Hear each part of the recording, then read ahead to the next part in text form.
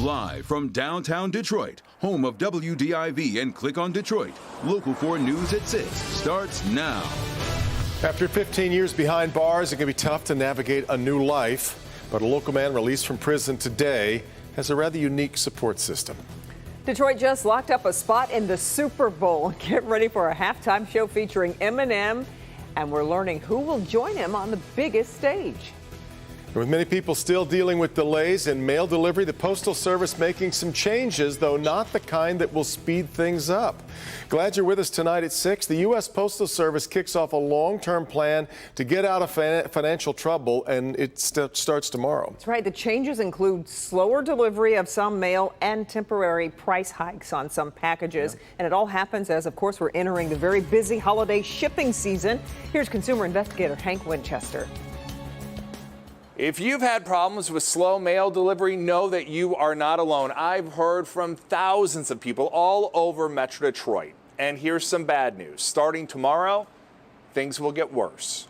These new changes go into effect tomorrow. The big headlines expect a slowdown in some first-class mail delivery. Also, starting October 3rd, prices on sending almost all packages will increase through the end of the year. Consider this your early holiday gift from the Postal Service. And even like when I send cards like out of state to people like for Mother's Day or birthdays, and they came like 2 months late. Brandon Celestin is like many of you. He's already dealing with postal problems and slowdowns, and now he's worried about what's coming. That's really scary in the fall as we go into the holidays, right? Because I remember like last year I sent Christmas cards out. They arrived in some cases early February. Why even more slowdowns now? Well, it's all about how mail will be transported in the future. Why the price increase? Well, the Postal Service is in financial trouble.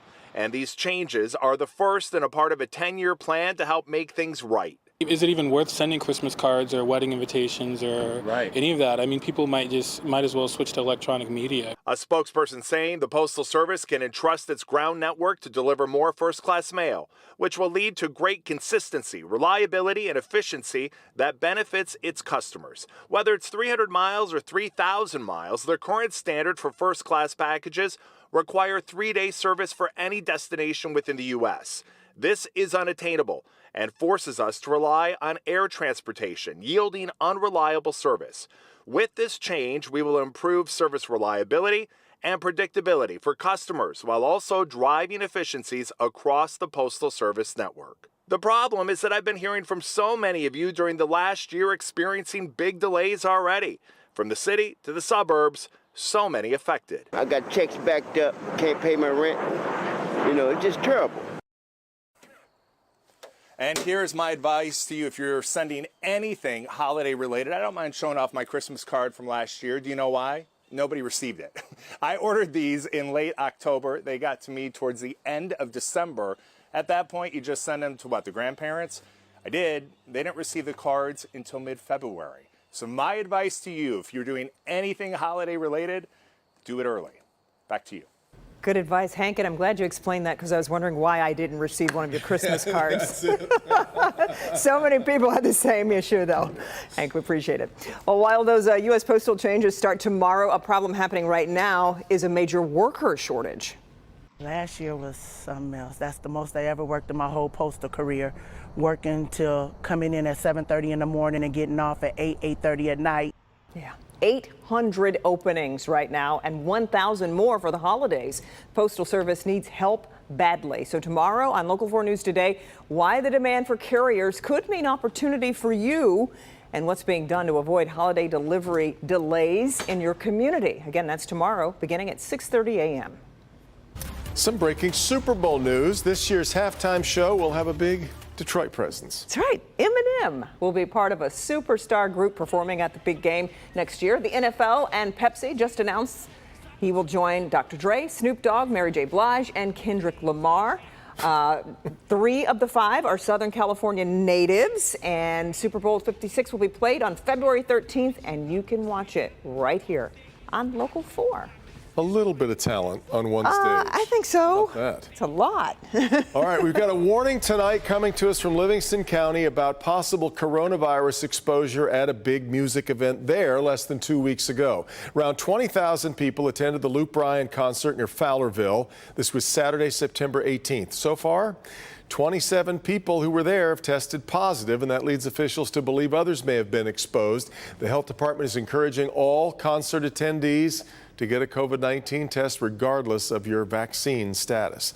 Now, since booster doses of the Pfizer vaccine were authorized last week on Friday, more than 400,000 people have received that third dose, and that was just the first weekend. And health officials say nearly 1 million people have scheduled a booster appointment. But how has the response been locally? Our Dr. Frank McGeorge is here with a look at one location and the steps you should take if you're eligible, Doc. Yeah, Kim and Devin. So first off, and this is really important, you do not need to get your booster dose at the same location or even from the same provider that gave you the initial shots. Just be sure to bring your vaccine card when you get the booster. When we opened, even before we opened, we had about 100 people come in that first hour. Kate Guzman is Oakland County's Administrator of Medical Services. She says yesterday's vaccine clinic was steady, bringing in people like 86-year-old Eugene Wilson for his Pfizer booster. Well, I'd been hearing about it, and I felt it was necessary, and I saw on Channel 4 this morning that they were offering it here at the Southfield Plaza, and so I came on in. I didn't make an appointment or anything. I came on in, got served immediately. While walk-ins are being seen, it's better to take advantage of online appointment scheduling regardless of whether you're going to a county facility or one of the many pharmacy chains set up to administer boosters and first shots, which are really still the most important. Now, the point of pride for me is we have done some first doses today. First doses brought applause, actually, because our main priority is getting those people vaccinated that haven't started their series yet.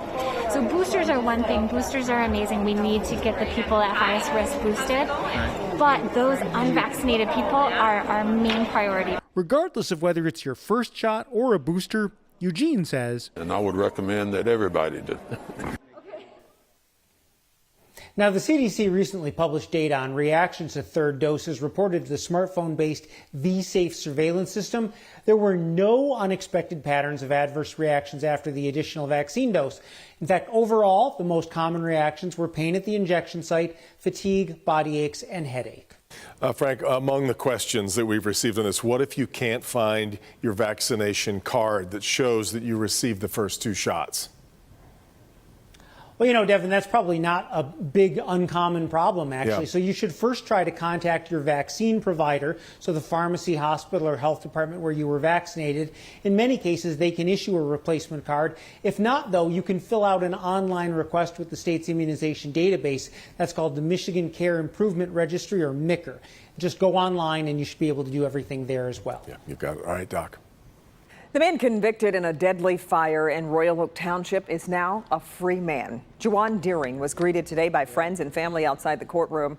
Last week, prosecutors asked for his murder conviction to be dropped. He spent the past 15 years in prison for the fire that killed 5 children in 2000.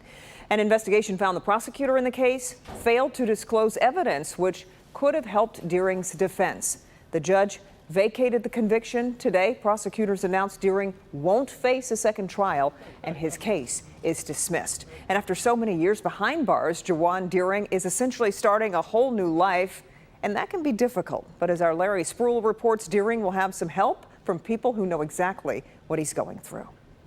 It's been an emotional journey for the family of Juwan Deering, and today, after 15 years, he walked out of prison a free man. And his family and friends were all waiting for this very moment. They can say Juwan Deering is coming home. It feels great. I'm ecstatic. In 2006, a jury convicted him of murder for a house fire in Royal Oak Township that killed 5 children. That conviction came mostly from 3 jailhouse informants who testified against Deering.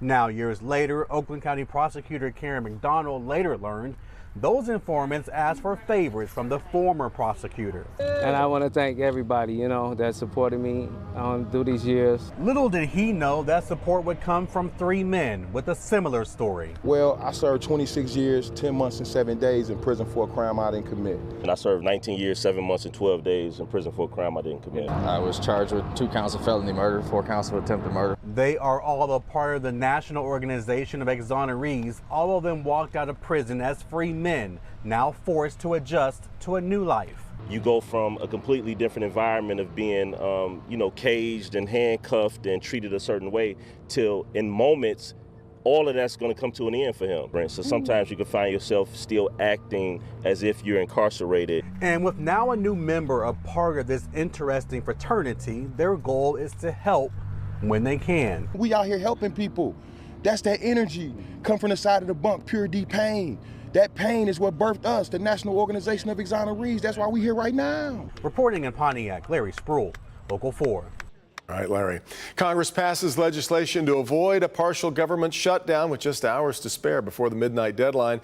Senate passed the bill this afternoon. Then it passed the House, keeps the government funded through December 3rd. The bill now headed to President Biden's desk. But there's another financial fight underway. That continues in Congress. Lawmakers must raise the country's borrowing cap. They have to do that by October 18th, or they risk a default that economists say could be catastrophic. Nightly News team will be digging deeper into that and the battle over infrastructure in the House. That's coming up right after our newscast on NBC Nightly News at 6:30. Meanwhile, still ahead, General Motors' ambitious new plans to go fully green when it comes to powering its buildings. We'll have that coming up. Let's check in with Paul. Well, a picture-perfect day has turned into a beautiful early evening, and we're going to do it all over again tomorrow. But then the rain comes in this weekend, and I'll have a very specific timetable for you coming up in just a few minutes. Michigan is one of just a handful of states that doesn't know how many school nurses we have, leaving hundreds of thousands of students without someone to go to when they're sick. Coming up, the head of the state's Association of School Nurses telling me just how difficult this pandemic has been and how much harder this new school year is going to be.